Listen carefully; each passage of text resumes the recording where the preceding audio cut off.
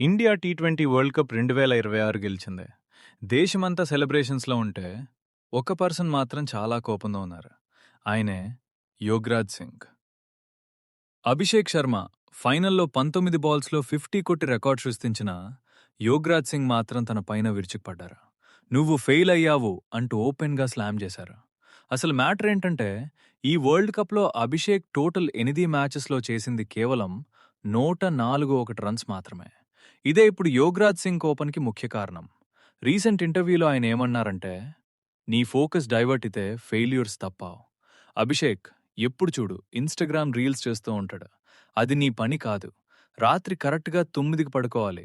పొడున్నే 5కి లేచి 1000 balls practice చేయాలి." యువరాజ్ సింగ్ ఇంకా హర్ష్‌గా మాట్లాడుతూ, "ఇప్పుడున్న ప్లేయర్స్‌కి పార్టీస్, అమ్మాయిలు, మనీ, షూటింగ్స్ ఇవెక్కువైపోయాయి. ఎవ్రీ బాల్ 6 కొట్టాలి అని చూస్తే ఫెయిల్ అవుతాం. క్రికెట్‌లో సింగిల్స్, డబుల్స్ కూడా ఉంటాయి బాబూ" అని వార్నింగ్ ఇచ్చారు.